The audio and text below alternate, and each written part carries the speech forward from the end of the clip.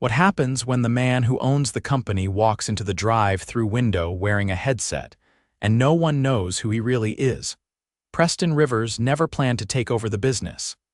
His father built the fast food chain from scratch, starting with a single burger joint in the late 80s. 13 locations later, Preston found himself at the top after a sudden heart attack took his dad.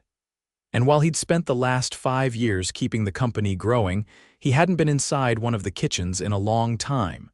That started to weigh on him.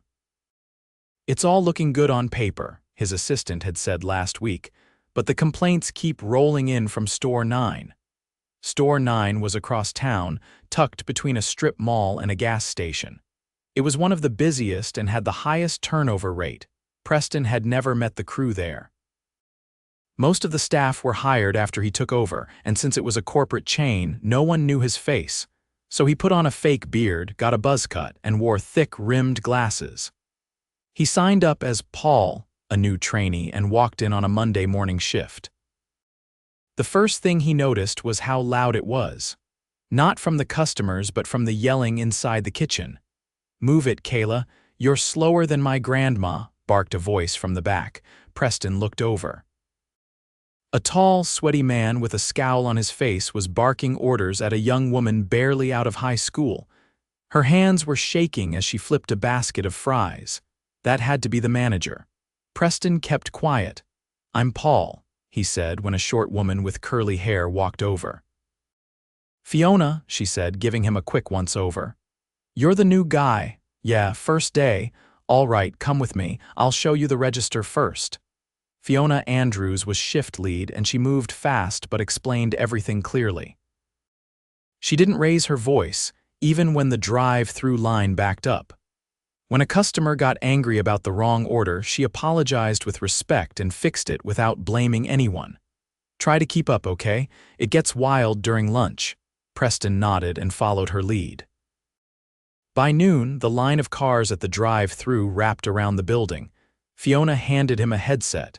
"You're taking orders now. Just read the screen and stay calm. I got your back." He pressed the button. "Welcome to thanks for choosing us." "What can I get you?" The first few orders were bumpy, but Fiona kept helping.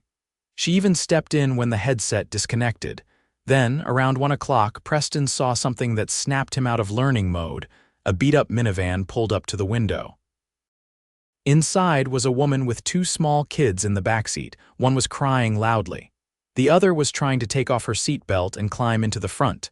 "Ma'am, can you tell your kids to shut up?" The manager's voice boomed from behind. "We're trying to work here." The woman looked stunned. I'm sorry, they're just hungry and tired." "Oh great, another one," the manager muttered loudly. "Maybe next time get a babysitter before coming to the drive-thru." Preston froze. The kids kept crying. The woman's face went red. She fumbled for her wallet, clearly embarrassed. "Hey," Fiona said sharply, stepping toward the manager. "That's not okay. Back off, Fiona, I run this store." Preston took off his headset and walked outside. The woman was still at the window, eyes glassy. He leaned next to her car. "Ma'am, I'm sorry." "That shouldn't have happened." "It's fine, I just want to get out of here," he nodded. "Your meal's on us, please take a moment, I'll bring it out myself." She looked confused but nodded. Back inside, Fiona was still arguing with the manager, whose name tag read Derek. "You don't talk to people like that," she said. "I talk how I want. You don't like it, clock out." Preston stepped in. "I'll take this one out," he said quietly. "You good to cover the window?" Fiona glanced at Derek, then back at Preston. "Yeah, thanks, Paul." Preston grabbed the bag and walked it out himself. The mother gave a weak smile. "Thanks, you didn't have to do this." "No, I really did." He watched as she drove off, still shaken. His hands clenched. Derek. That was the manager, the one in charge of this store. Preston walked back in and saw Derek laughing with one of the kitchen guys. "Some people shouldn't have kids," Derek said, not even hiding it. Preston kept his cool. He had to stay undercover longer. He needed to see more. But in that moment, something shifted. He wasn't just here to observe anymore. He was here to clean house. Preston came back from the parking lot with his jaw tight and his mind racing. The headset was off. He didn't need to hear another word from Derek for now. Instead, he grabbed a towel, wiped down the counters, and quietly observed. The lunch rush was winding down, but the mess left behind was massive overflowing trash bins. Sauce packets burst open on the floor, drink lids scattered across prep stations. The crew moved like they were used to working short-staffed, but it was clear some of them were doing more than others. Fiona was cleaning trays and handling incoming mobile orders at the same time. She didn't ask anyone for help, and no one offered. A lanky guy with a headset around his neck leaned against the wall, scrolling through his phone. His name patch read Troy. He'd barely lifted a finger all shift. "You gonna sweep or what?" Fiona called out. Troy didn't even look up. "I'm on break." Preston glanced at the clock. "Didn't you just come off break 20 minutes ago?" he asked, keeping his voice casual. Troy finally looked up, annoyed. "Who are you, timekeeper?" "I'm new, just trying to understand how things work." Troy rolled his eyes and went back to his phone. Preston turned to Fiona. "Want me to sweep?" That got a tiny nod. "Yeah, thanks." He grabbed the broom and got to work. As he swept under the prep station, he overheard two younger workers talking near the fryer. "He told me my accent makes customers uncomfortable," said a girl in a green visor, her voice low but steady. Preston kept sweeping but slowed just enough to listen. "No way," the other replied. "That's messed up. He said if I want more hours, I should sound more local, told me to leave the island voice at home."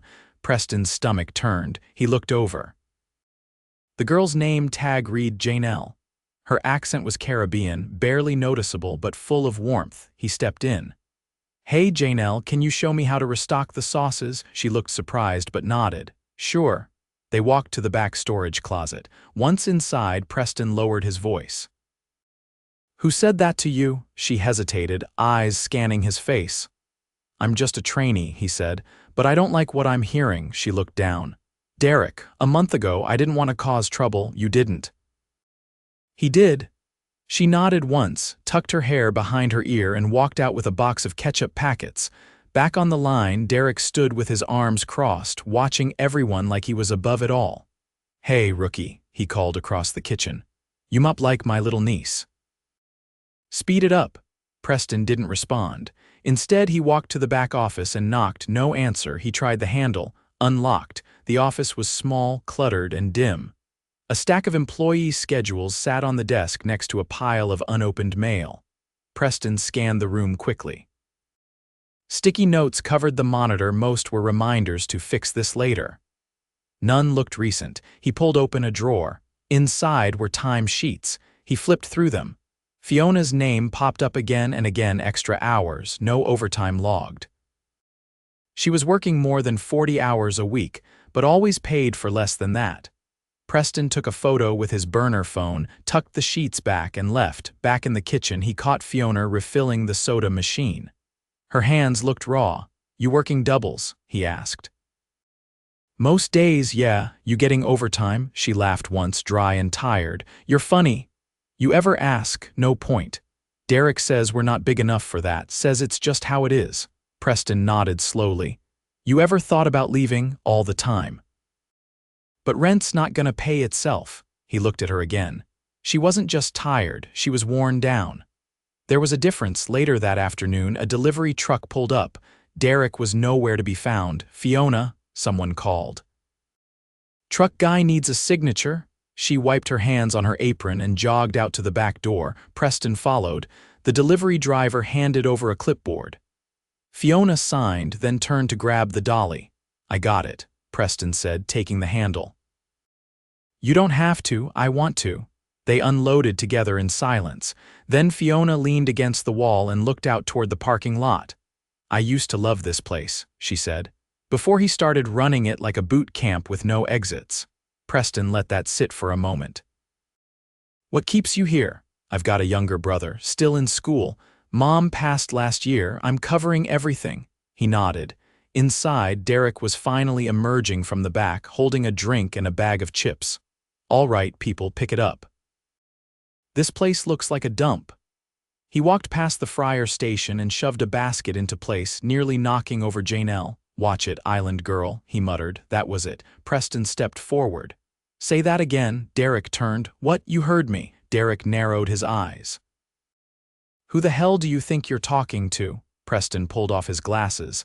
Then the beard. Fiona gasped. Janelle froze. Preston looked straight at him. "I'm the owner and you're done." "What? You're fired. Effective immediately. Get your things. You don't speak to people like that." "Not here, not ever." Derek laughed once like it was a joke, but no one else was laughing. "You serious?" Preston didn't blink. "You've insulted employees, harassed customers, and stolen wages. You're finished." Derek looked around. No one defended him. He stormed to the back, slamming the door. Preston turned to the crew.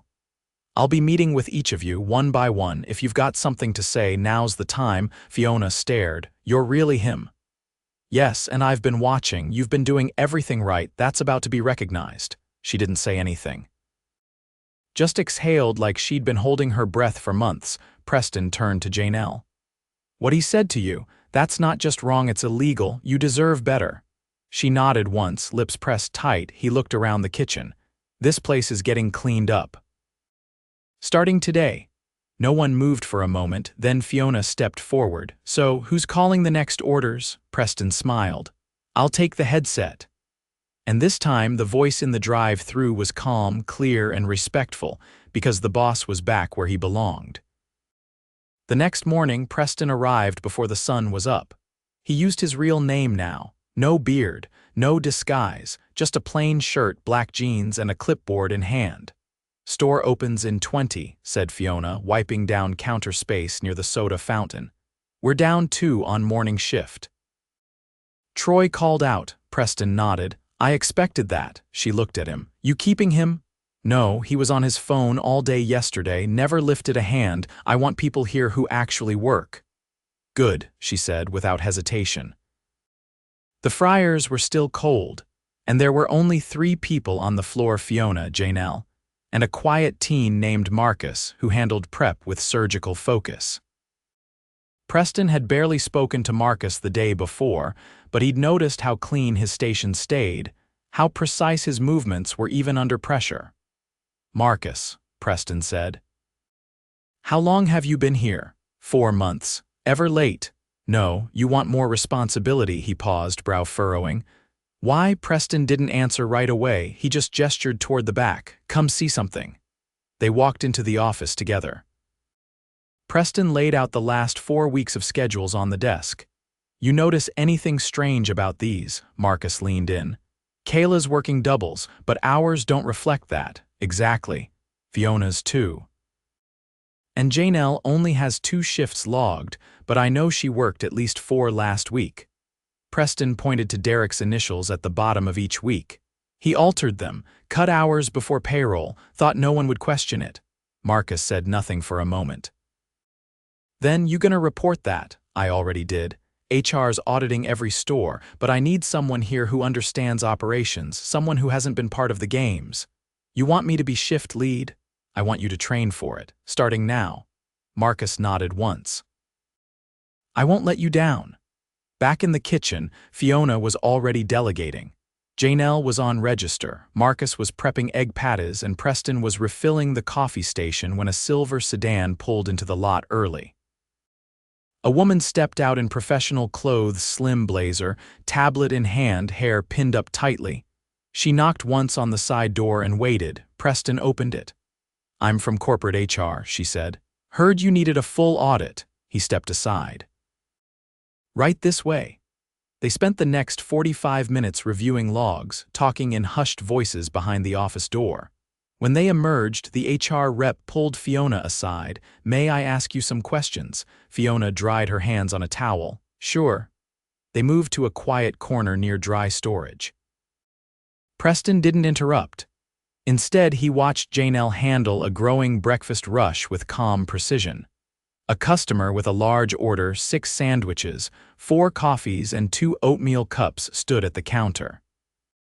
Janelle repeated the order back, bagged it herself, and double-checked condiments before sliding it forward. The man looked impressed. "Fastest I've seen in months." "Thanks," she said. "We're working on being better." Preston stepped behind the line. How's it feel today? Janelle looked over. Different? Lighter, maybe, he nodded.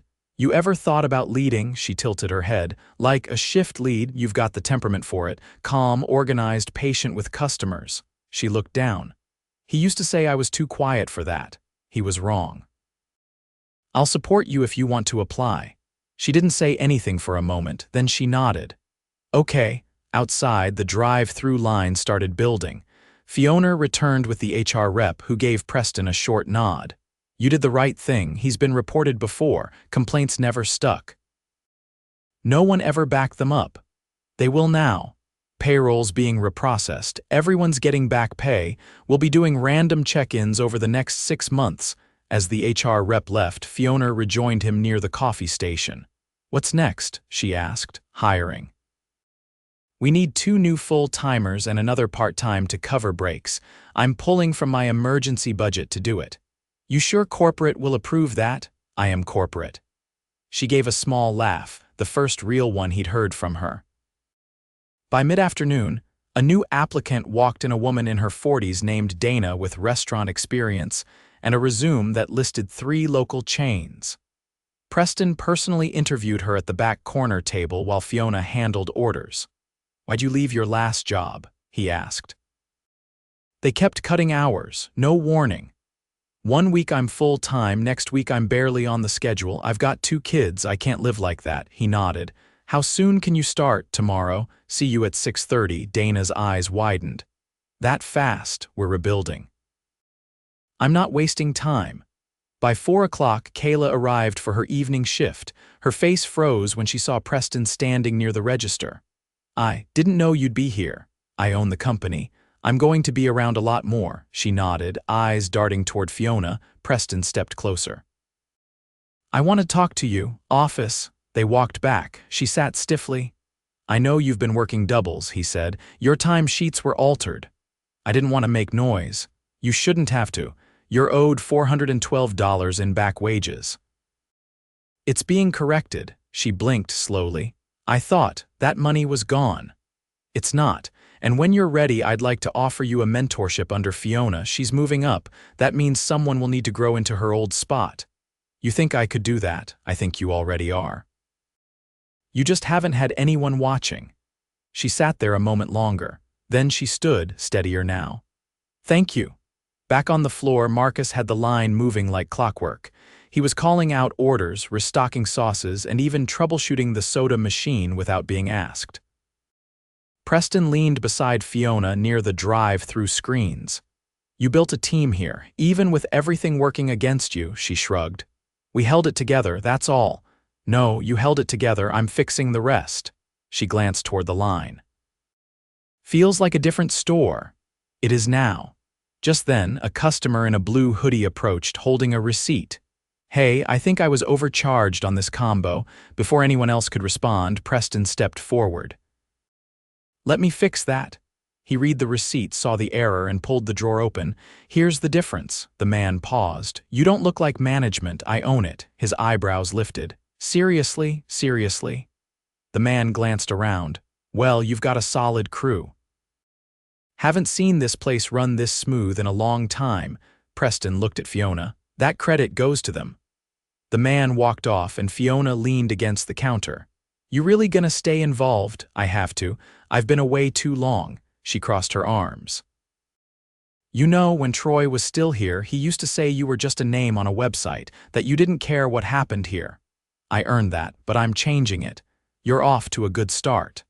The next delivery came in just before close. This time, 4 of them unloaded it together. No shouting, no orders barked, just quiet rhythm, shared effort. As they loaded the dry goods into storage, Preston paused. There was no chaos, no tension in the air, just work getting done. He looked at the stack of clean trays, the mopped floor, the stocked shelves. And for the first time in a long while, the place felt like it had a future. The following week started cold and wet, with rain streaking the storefront windows and a steady wind pushing against the drive-through speaker. Preston pulled into the lot just before dawn, same plain clothes, same clipboard, but with a different objective now. Rebuild not from scratch, but from inside out.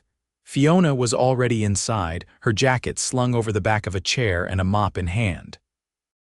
She was working in silence, earbuds tucked in, moving with her usual focus.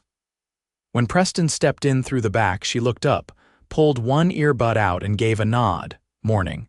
"Truck's running late," she said, glancing at the empty shelves where the buns usually sat. "How late?" 30 minutes, maybe more. Driver called Marcus. Preston checked the prep list. "We've got backup stock, enough to get through breakfast." He set his clipboard down. "We'll make it work." The crew had slimmed slightly after Derek and Troy were removed.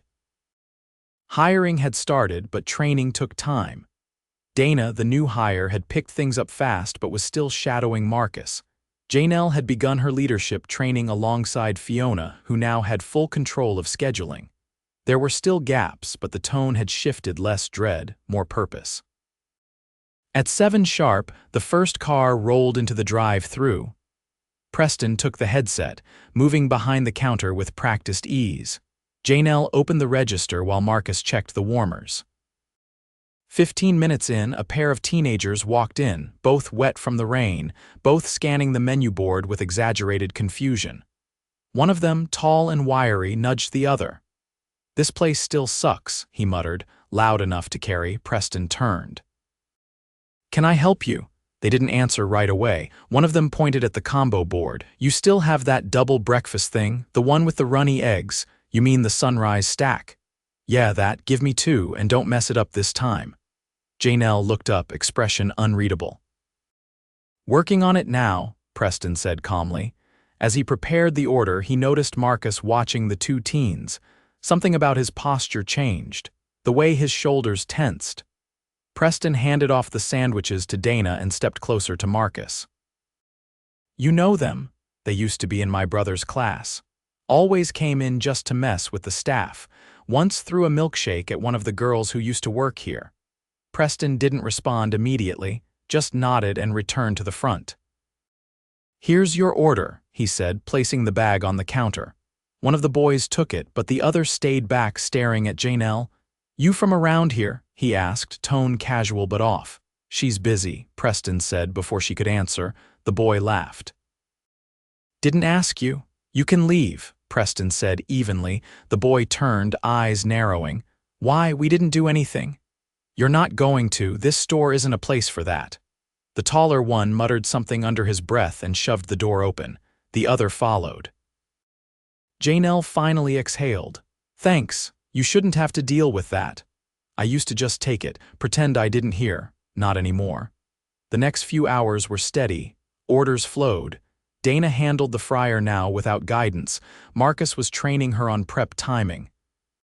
Fiona was in the office finalizing next week's schedule, and Preston moved between stations, taking pressure off wherever needed. By late afternoon, the delivery truck finally arrived.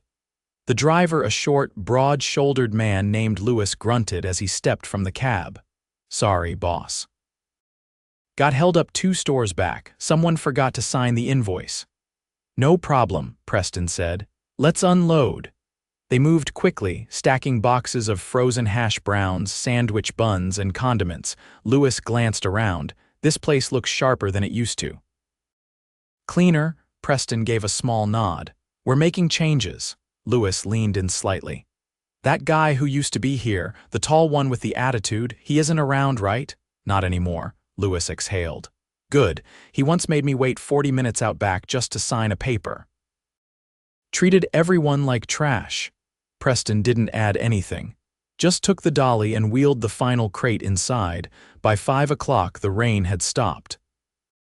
The dinner rush was beginning to build, and a few regulars started trickling in. An elderly woman who always ordered black coffee and a grilled chicken wrap. A young couple with a stroller, 2 construction workers with mud on their boots.